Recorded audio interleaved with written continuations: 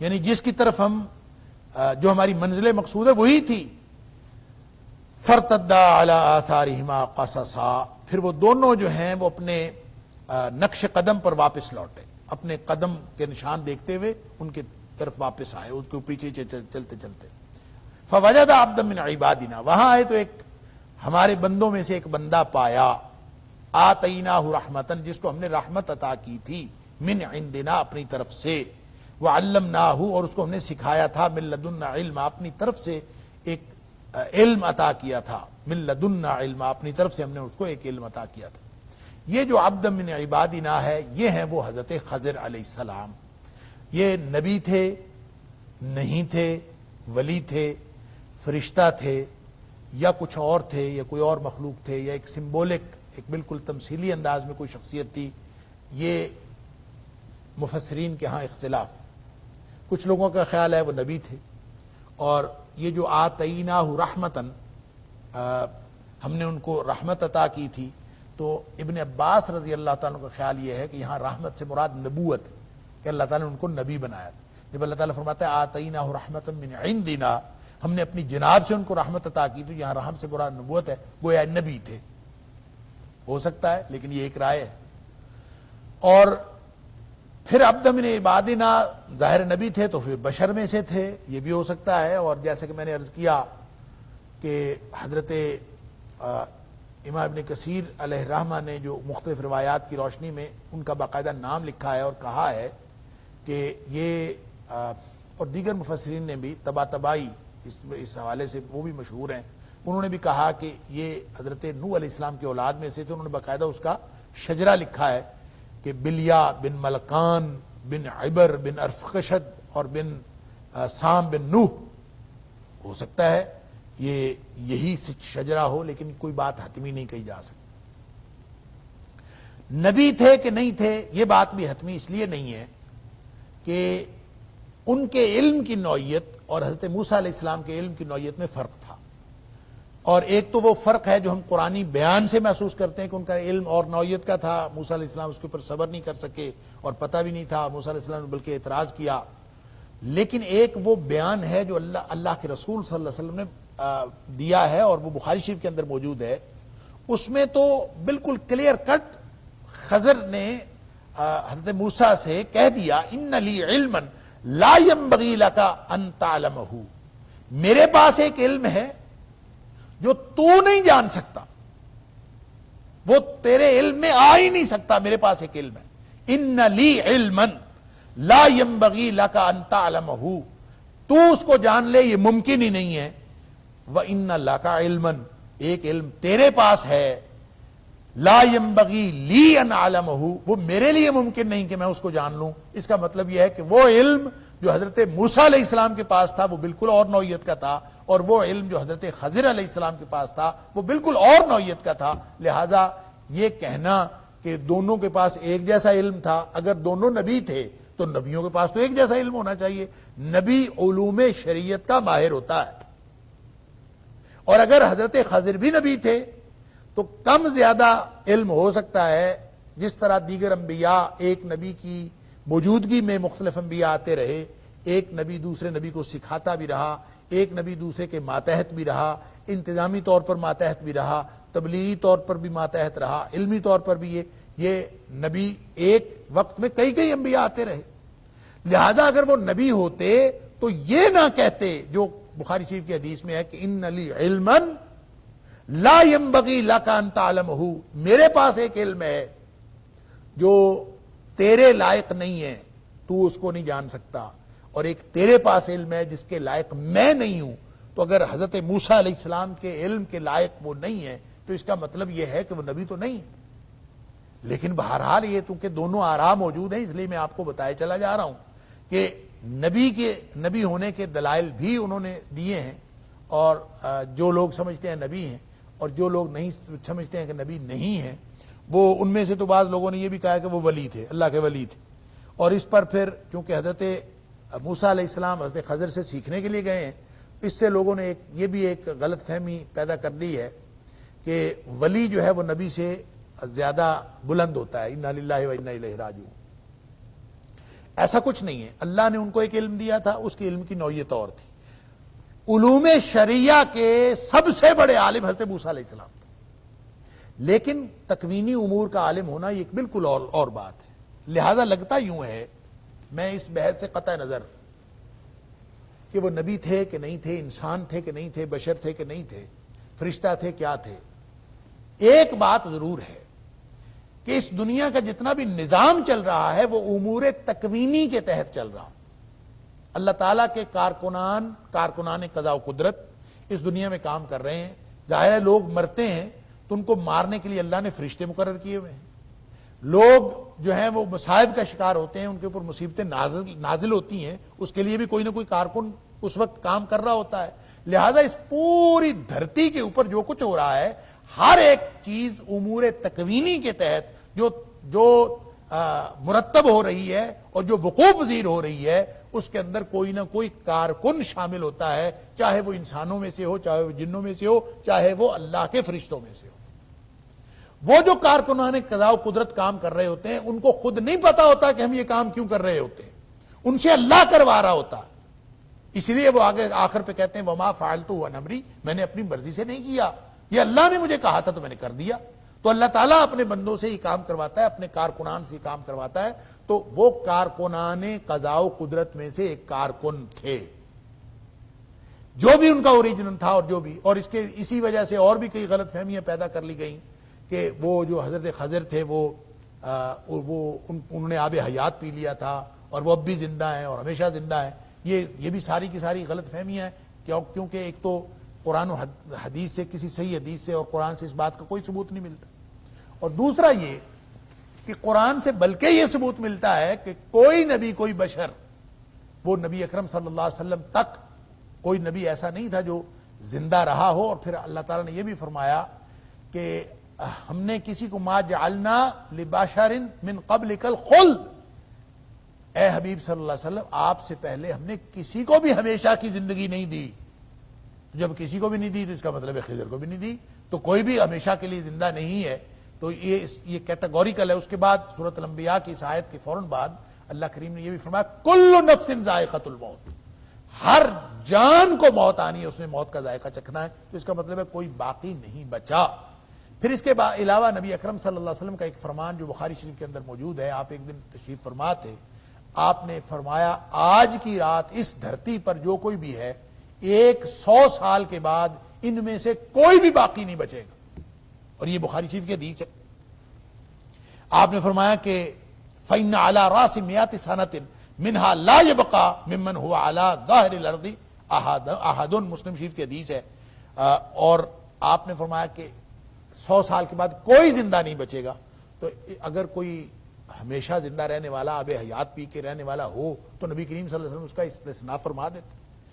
تو یہ وہ دلائل ہیں کہ زندہ نہیں ہیں کوئی ایسی ہمیشہ کی زندگی. اور اسی طرح حضرت یہ جو نبی اکرم صلی اللہ علیہ وسلم نے دعا کی تھی غزوہ بدر کے موقع پر, اس کو بھی امام ابن کثیر علیہ الرحمہ نے ان کے دلائل میں ذکر کیا ہے کہ وہ کہتے ہیں کہ جب نبی پاک صلی اللہ علیہ وسلم نے دعا فرمائی تھی اہل بدر کے لیے کامیابی کی غزوہ بدر والی رات, تو اس وقت آپ نے یہ فرمایا تھا اللہم ان تہلک ہذہ العصابۃ اليوم, اے اللہ اگر آج یہ گروہ ہلاک ہو گیا, لا تعبد ابدا, تو روئے زمین پہ تیری بندگی کرنے والا کوئی نہیں بچے گا. اللہ اکبر.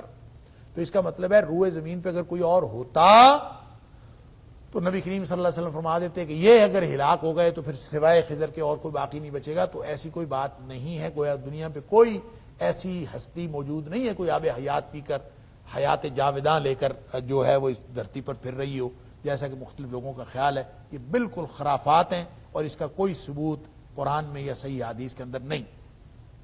بہرحال کچھ لوگوں نے اس کو نبی قرار دیا ہے اور وہ کہتے ہیں آتیناہ رحمۃ من عندنا سے مراد نبوت ہے, اور باقی مفسرین کا خیال یہ ہے یہاں رحمتن سے مراد دیگر انعامات ہیں جو اللہ تعالیٰ نے ان کے اوپر انعامات کیے تھے. اس میں سے ایک علم کا انعام تھا, وعلمناہ من لدنا علما, اور ہم نے ان کو اپنی طرف سے ایک علم عطا کیا تھا.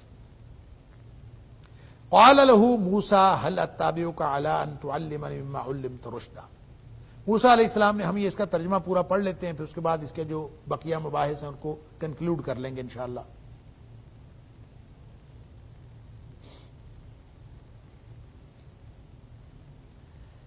قال له موسیٰ، موسیٰ علیہ السلام نے ان سے کہا، وہ روایات میں آتا ہے کہ جب وہاں پہنچے تو ایک شخص جو ہے وہ کپڑا سر پہ لیے بیٹھا تھا، موسیٰ علیہ السلام نے جا کے اس کو السلام علیکم کہا، وہ حیران ہو گئے اور اس نے کہا کہ اس دھرتی کے لوگ تو اس طرح السلام علیکم نہیں کہتے، تو تم کون ہو؟ انہوں نے کہا موسیٰ، میں موسیٰ ہوں۔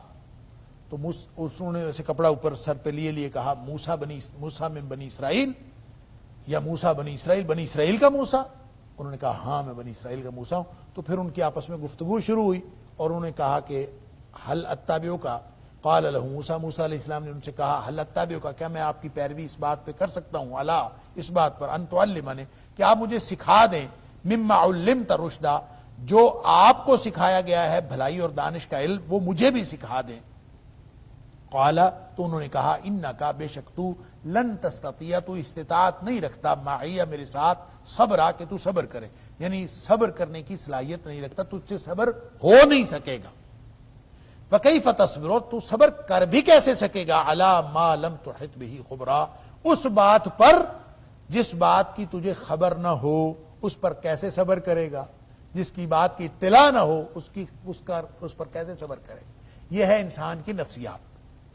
انسان کو جس بات کی خبر نہ ہو اس بات پر انسان کی کبھی تجسس اس کا ختم نہیں ہوتا۔ آپ دیکھیں نا، گھر میں آپ اکیلے ہوں، بالکل اکیلے، تو ذرا سی آہٹ ہو تو آپ پریشان ہو جائیں گے، پتہ نہیں کیا ہوا۔ جب آپ کو پتہ چل جائے کہ بلی ہے تو آپ بے فکر ہو جائیں گے، یا پہلے ہی آپ کو بتا دیا جائے کہ گھر میں بلی بھی ہے، آپ کو علم ہو تو آپ پریشان نہیں ہوں گے۔ تھوڑا سا کھڑکا دڑکا ہوگا بھی تو آپ سمجھیں گے کہ چلیں وہ بلی ہے، یا گھر میں مرغیاں ہیں، کوئی چیز ہے۔ اور اگر آپ کو نامعلوم ہو کہ گھر میں کوئی کچھ ہے تو ذرا سی آہٹ پہ آپ پریشان ہو جائیں گے۔ یہ انسان کی نفسیات۔ اسی طرح کسی بھی چیز کے بارے میں جب آپ کو نہ پتہ چلے کہ یہ کیا ہے تو انسان کے اندر ایک تجسس اٹھتا ہے، ایک سوال پیدا ہوتا ہے، اور اس وقت تک جب تک اس سوال کا جواب نہ مل جائے انسان کی تشفی نہیں ہوتی۔ یہ انسان کی نفسیات۔ لہذا اسی انسانی نفسیات کو سامنے رکھتے ہوئے انہوں نے کہا کیف تصبر، تو صبر کر بھی کیسے سکتا ہے، الا، اس چیز پر، ما لم تحط بہ خبرا، جس کی اطلاع کے بارے میں تو احاطہ نہ کر سکے،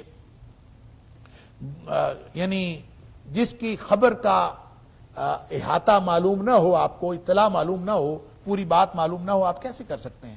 قال، موسیٰ علیہ السلام نے کہا ستجدنی انشاءاللہ صابرا، تو مجھے انشاءاللہ صابر پائے گا، ستجدنی، تو انشاءاللہ اگر اللہ چاہے، صابرن، تو مجھے صابر ہی پائے گا، ولا اعصی لک امرا، میں کوشش کروں گا کہ میں تیری کسی بات کی مخالفت نہ کروں، ولا اعصی، نہ نافرمانی کروں، لکا، تیری، امرا، کسی بھی بات میں، یعنی تاکہ میں کچھ علم تم سے حاصل کر سکوں۔ قال فإن اتبعتنی فلا تسألنی عن شيء حتى أحدث لك منه ذکرا، انہوں نے کہا بس ایک ہی شرط ہے، فإن اتبعتنی، اگر آپ میرے ساتھ چلنا چاہتے ہیں، فلا تسألنی عن شيء، مجھے کسی چیز کے بارے میں سوال نہیں کرنا، حتیٰ، یہاں تک کہ احدث لك منه ذکرا، میں خود بتا دوں، خود بیان نہ کر دوں، جب تک میں خود بیان نہ، اس کا تذکرہ شروع نہ کر دوں اس وقت تک تم نے مجھ سے سوال نہیں کرنا۔ بات طے ہو گئی۔ فانطلقا، دونوں چل پڑے، حتیٰ، یہاں تک کہ وہ سمندر کے کنارے کنارے جا رہے تھے، آگے کوئی کشتی آ گئی، حتیٰ راکبا فی السفینہ تھی، دونوں کشتی پہ سوار ہوئے، خرقہا، تو انہوں نے اس کو توڑ دیا، اس کا پھٹا توڑ دیا۔ اس کی تفصیل آتی ہے حدیث میں کہ جب وہ کشتی پہ سوار ہونے لگے تو کشتی والوں نے ان کو پہچان لیا، عرفوہ، ان کو پہچان لیا۔ اب کس کو پہچان لیا، اس میں یہ بھی ہو سکتا ہے کہ موسیٰ علیہ السلام کو پہچان لیا، یہ بھی ہو سکتا ہے کہ انہوں نے خضر علیہ السلام کو پہچان لیا، بہرحال ان کو پہچان لیا۔ کیا پہچانا، ہو سکتا ہے کہ وہ جانتے ہوں پہلے بھی انہوں نے کبھی دیکھا ہو، لیکن یہ بھی ہو سکتا ہے کہ عرفو ہو کے معنوں کے الفاظ کا مطلب صرف اتنا ہو سکتا ہے کہ انہوں نے یہ پہچان لیا کہ یہ کوئی نیک لوگ ہیں دونوں نیک لوگ ہیں، اور ظاہر ہے حلیے سے ایک نبی ہو اور ایک دوسرا شخص جو جس کے بارے میں یہ اختلاف ہے کہ شاید وہ بھی نبی ہیں، دونوں نبی ہوں، یا دوسرا اللہ کے کارکنان میں سے کوئی کارکن ہو، قضاء و قدرت کے کارکنان میں سے کوئی کارکن ہو، جو بھی ہو، تو دونوں کی جو شکل ظاہری ہے دیکھ کر ان کو سمجھ آ گئی کہ کوئی بہت ہی پاک باز لوگ ہیں، لہذا انہوں نے ان کو بغیر کسی معاوضے کے، بغیر کسی اجرت کے مفت میں اپنی کشتی کے اندر سوار کروا لیا، اور ان سے کرایہ بھی نہیں لیا کہ آ جاؤ آپ کشتی میں۔ تو ایسے نیک لوگوں کو ویسے ہی لوگ پہچان کے، عارفو سے مراد ہوگا انہوں نے پہچان لیا کہ یہ نیک لوگ ہیں، ان کی جو نجابت تھی، ان کی جو پاکیزگی تھی، وہ ظاہری، ان کے کردار کی پاکیزگی ظاہری نظر آ رہی تھی۔ انہوں نے کہا جی آجے بیٹھ جائیں، لیکن خرقہ انہوں نے اس کو توڑ دیا، سوراخ کر دیا اس میں، کہتے ہیں کلہاڑا پکڑا یا کوئی چیز تھی، اس سے اس کا پہلو والا پھٹا توڑ دیا، اس میں سوراخ کر دیا۔ اب ظاہر ہے کشتی ڈوبنے سے تو بچ گئی، وہ اگر درمیان والا نیچے والا کرتے تو پھر تو کشتی فوراً ڈوب جاتی۔ اب سائیڈ والا تھا، کشتی تو نہیں ڈوبی، لیکن بھارت سے خطرہ تو پیدا ہوا کہ سائیڈ سے بھی پانی آ جائے گا، یہ کوئی ایسا مسئلہ ہو جائے گا۔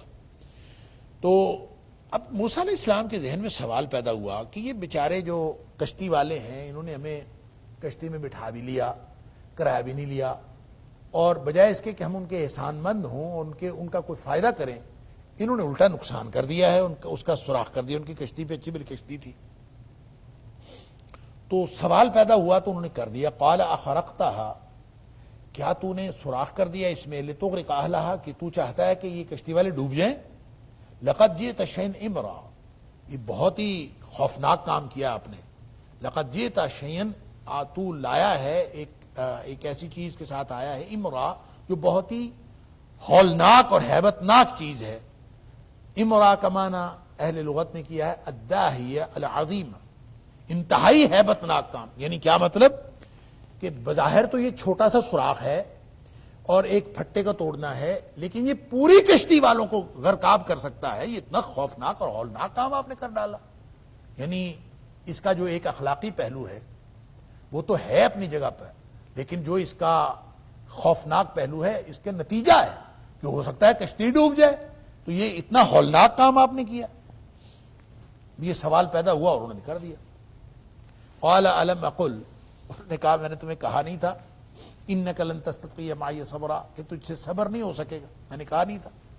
قال، موسیٰ علیہ السلام نے کہا لا تؤاخذنی بما نسیت، بندے سے بھول ہو جاتی ہے، میں بھول کے سوال کر بیٹھا ہوں، اور بھول کی وجہ سے میرا مواخذہ نہ کریں آپ۔ ولا ترہقنی من امری عسرا، اور میرے اوپر کوئی ایسی مشقت نہ ڈالیں۔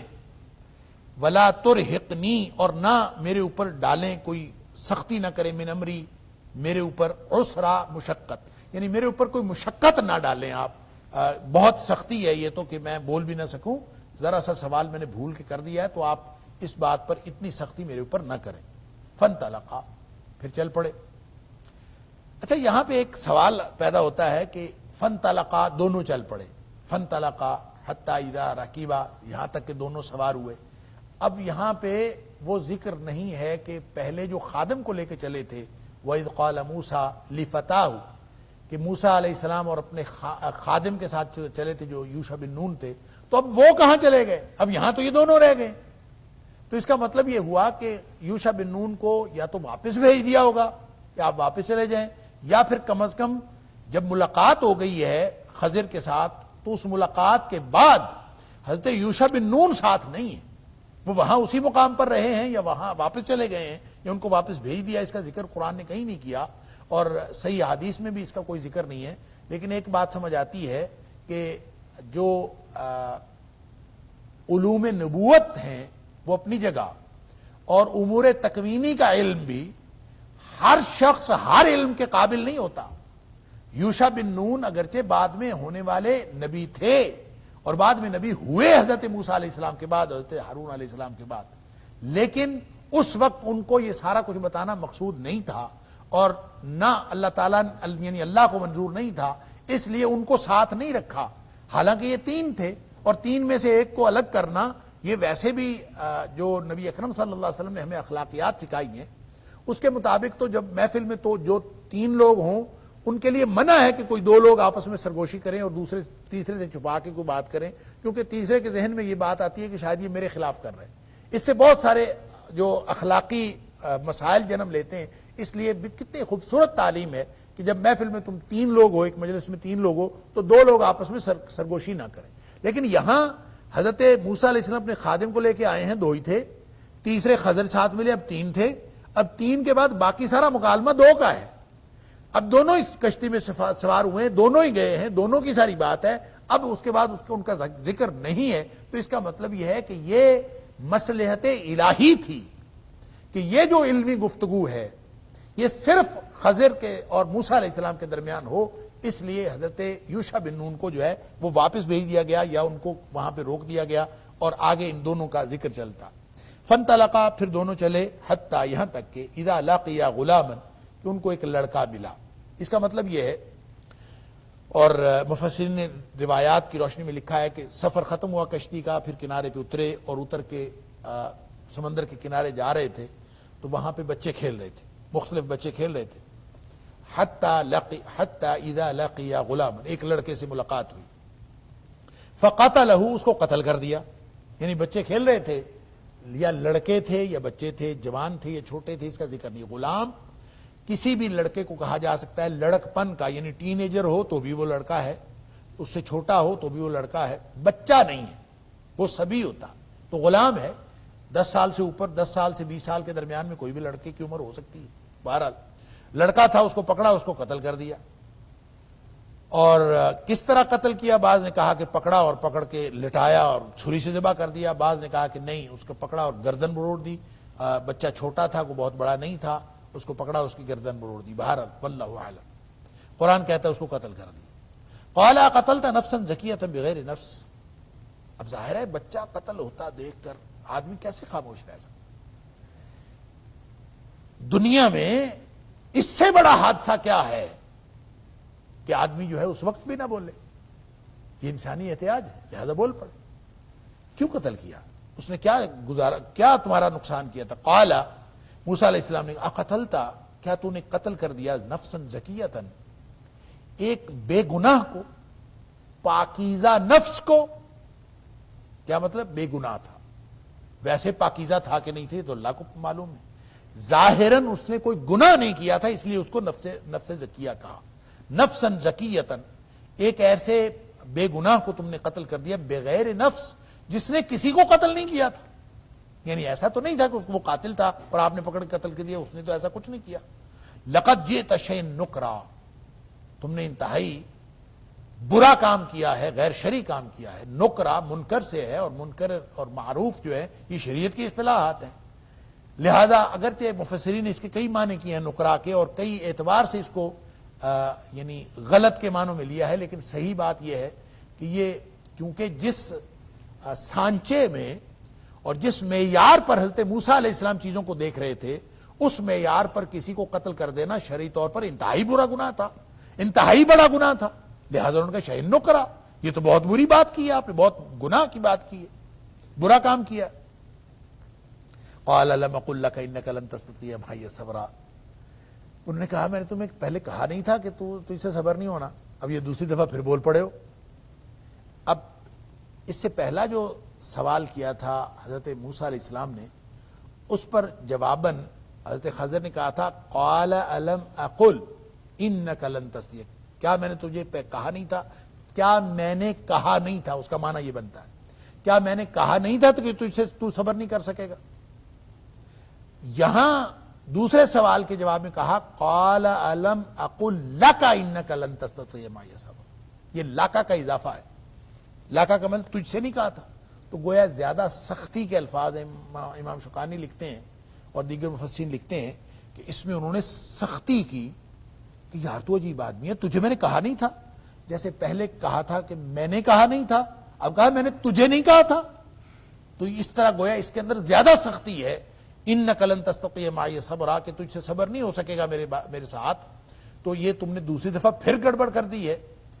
قال، اب ظاہر اس پر احساس ہوا حضرت موسیٰ علیہ السلام کو بھی کہ میں پہلے سے جو ہے وہ 2 دفعہ وعدہ خلافی کر چکا ہوں، بول چکا ہوں درمیان میں، تو اب ان کو احساس ہوا، تو اب انہوں نے خود ہی کہہ دیا کہ ان سألتک عن شیء بعدہا، اگر میں تجھے اس کے بعد کوئی سوال کروں نا، ان سألتک، اگر میں سوال کروں عن شیء، اگر میں آپ سے کوئی سوال کروں کسی چیز کے بارے میں، بعدہا، اب کے بعد، اس سوال کے بعد، فلا تصاحبنی، پھر تو اپنے ساتھ مجھے نہ رکھنا. یعنی خود ہی کہہ دیا کہ کیونکہ شروع میں بات ہوئی تھی اور اب 2 دفعہ اس کی وعدہ خلافی ہو چکی تھی، تو اب خود ہی حضرت موسیٰ علیہ السلام نے کہہ دیا کہ ٹھیک ہے، آپ میرے اوپر اتنی سختی کر رہے ہیں، تو اب کے بعد اگر میں نے کوئی سوال کیا تو پھر آپ مجھے اپنے ساتھ نہ رکھنا. قد بلغت من لدنی عذرا، آپ کو یقیناً جو ہے میری طرف سے پورا عذر مل گیا ہے. یعنی جو عذر شرعی ہے میں نے 2 دفعہ تو کر چکا ہوں، اب اگر میں تیسری دفعہ پھر یہ وعدہ خلافی کروں تو آپ کے پاس پورا عذر میری جانب سے آپ کو مل گیا، اور آپ معذور ہیں، اور آپ مجھے بالکل اس اعتبار سے حق بجانب ہوں گے کہ مجھے آپ ساتھ نہ رکھیں. فانطلقا، پھر دونوں چلے، حتی، یہاں تک کہ اذا، جب، اتیا اہل قریۃ استطعما اہلہا، کہ جب وہ دونوں ایک بستی کے پاس پہنچے، استطعما، تو انہوں نے کھانا مانگا، ان دونوں نے کھانا مانگا، اہلہا، اس بستی والوں سے، فابوا، انہوں نے انکار کر دیا کہ ہم نے کوئی کھانا شانا نہیں دینا، چلو نکلو. ان یضیفوہما، انہوں نے انکار کر دیا ان کی ضیافت کرنے سے. اللہ اکبر، یعنی کوئی بڑی بدبختوں کی بستی ہوگی. حالانکہ مہمان نوازی انسانی سرشت میں بھی ہے، اور اسلام بھی ظاہر ہے انسانی معیار کے مطابق ہے، فطرت انسانی کے مطابق ہے، لہذا اسلام نے بھی اس بات کا بڑا تاکیدی حکم دیا ہے کہ تم میں سے جو بھی کوئی شخص آخرت پر، اللہ پر اور یوم آخرت پر ایمان رکھتا ہے، فَلْيُكْرِمْ ضَيْفَهُ، اس کو تو چاہیے اپنے مہمان کی بہت تکریم کرے، عزت کرے. لیکن انہوں نے کیا کیا کہ انہوں نے کھانا مانگنے پر بھی جواب دیا بھی ہم نے کچھ نہیں دینا، نکلو یہاں. فَوَجَدَ فِيهَا جِدَارًا، وہاں ایک دیوار دیکھی انہوں نے دونوں نے، یرید ان ينقض، بالکل گرنے والی تھی، دیوار تھی اور گرنے والی تھی. فَأَقَامَهُ، وہ دیوار انہوں نے ٹھیک کر کے بنا دی، دوبارہ کھڑی کر دی. اب دوبارہ کھڑی کر دی سے ایک تو یہ بات سمجھ آتی ہے کہ انہوں نے اس کو گرا کے اس کے اوپر اس کو دوبارہ اینٹیں رکھ کے جیسے باقاعدہ تعمیر کرتے ہیں، دیوار تعمیر کی ہوگی، فاقامہ، تو اس کو تعمیر کر دیا ہوگا. لیکن اقامہ کا معنی سیدھا کر دینا ہوتا ہے، اور اس کی تشریح آتی ہے کہ ظاہر ہے اگر وہ گرائیں، اگر وہ تعمیر کریں ایک ایک اینٹ رکھ کے، تو اس کے لیے تو اس کو پہلے گرانا ضروری ہے، تخریب ضروری ہے. اگر ٹیڑھی دیوار ہو تو اس کو سیدھا کرنے کے لیے آپ کوئی اور طریقہ تو نہیں اختیار کر سکتے، دوبارہ تعمیر ہی ہے، دوبارہ تعمیر کرنے کے لیے اس کو ایک دفعہ گرانا ضروری تھا. لیکن گرایا نہیں ہے، سیدھا کیا، فاقامہ، اس کو سیدھا کیا. تو وہ کیسے کیا ہے، اس کی ایک تشریح تو اگرچہ مفسرین نے کی ہے کہ انہوں نے دوبارہ تعمیر کیا اس کو، اس کی تفصیلات سے قطع نظر کہ گرایا تھا کہ نہیں گرایا تھا. لیکن دوسری بات جو جس کی تائید بخاری شریف کی حدیث سے ہوتی ہے وہ زیادہ درست محسوس ہوتی ہے کہ نبی اکرم صلی اللہ علیہ وسلم فرمایا فَمَسَحَهُ بِيَدِهِ فَاسْتَقَامَ، حضرت خضر نے اپنے ہاتھ سے اس کو یوں چھوا اور وہ سیدھی ہو گئی، یعنی معجزانہ طور پر سیدھی ہوئی ہے. ایسے نہیں ہے کہ انہوں نے باقاعدہ تعمیر کیا. گرنے والی تھی، حضرت خضر نے ان کو ہاتھ لگایا اور وہ جو ہے وہ سیدھی ہو کے کھڑی ہو گئی.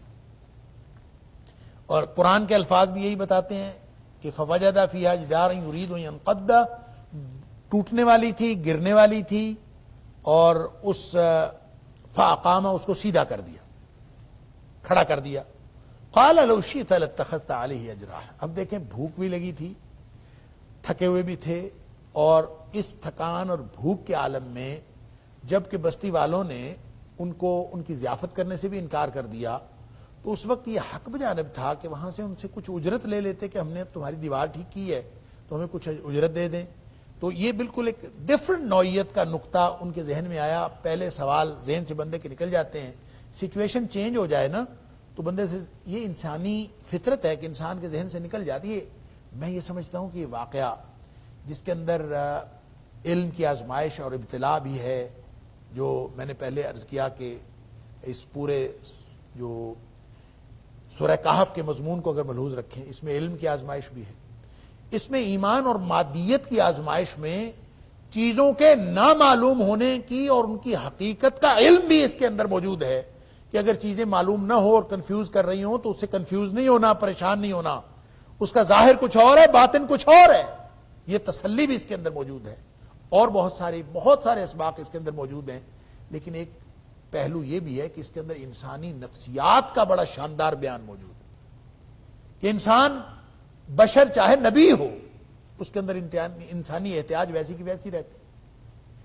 تھوڑی سی سچویشن تبدیل ہوتی ہے اور ظاہر جس کا پتہ نہیں ہوتا اس پر انسان ضرور بول پڑتا، اور پہلے وعدہ کیا بھی ہو، تھوڑی سی سچویشن چینج ہوئی. اب ظاہر یہ سوال نہیں تھا، یہ ایک آبزرویشن تھی، ایک ریزرویشن تھی جو شو کی. انہوں نے کہا کہ بھئی ہم اجرت لے لیں.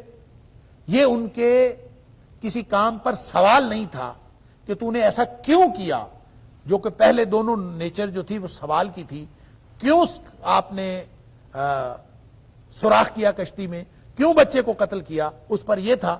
اب اس پر اعتراض نہیں تھا، اب تو یہ تھا کہ ہم ان سے مانگ لیں. ایک عمل کی نشاندہی تھی، لیکن دراصل یہ اس باہمی کانٹیکٹ کے خلاف تھا کہ تم نے کوئی سوال کسی چیز کا نہیں کرنا، نہ کسی چیز کے مانگنے کے لیے، نہ کسی چیز کے کرنے کے لیے، نہ کسی چیز پر اعتراض کرنے کے لیے، کوئی بات نہیں کرنی. لیکن انہوں نے بات کر دی، بول پڑے. تو اس کا جو ہے وہ اجر نہ لے لیں، اس کی کوئی اجرت ہی لے لیتے. لتخذت علیہ لو شئت لتخذت علیہ اجرا، آپ چاہیں تو ہم اس کا اجر لے لیں، اس کی اجرت لے لیں. قال ھذا فراق بینی وبینک، چونکہ بات پہلے موسیٰ علیہ السلام کی طرف سے بھی آ چکی تھی کہ اس کے بعد جو ہے وہ معاملہ ختم ہو جائے گا، لہذا انہوں نے کہا ھذا فراق بینی وبینک، یہ میرے اور آپ کے درمیان یہاں پہ آج جدائی ہو گئی. سأنبئک بتأویل ما لم تستطع علیہ صبرا، جس چیز پر آپ صبر نہیں کر سکے میں اس کی تفصیل، تعویل اور حقیقت البتہ آپ کو بتا دیتا ہوں. تعویل کا مطلب ہوتا ہے حقیقت، اور وہ میں اس کی حقیقت آپ کو بتا دیتا ہوں کہ وہ کیا تھی. اور باقی جو اب اس کے بعد ہماری مصاحبت، ہمارا ساتھ باقی جاری نہیں رہ سکتا. وقت ہو گیا. اللہ تعالیٰ مجھے اور آپ کو قرآن سمجھنے اور عمل کرنے کی توفیق عطا فرمائے. انشاءاللہ بشرط زندگی اور بشرط توفیق الہی اگلے اتوار یہیں سے گفتگو کا آغاز کریں گے. وآخر دعوانا ان الحمد للہ رب العالمین.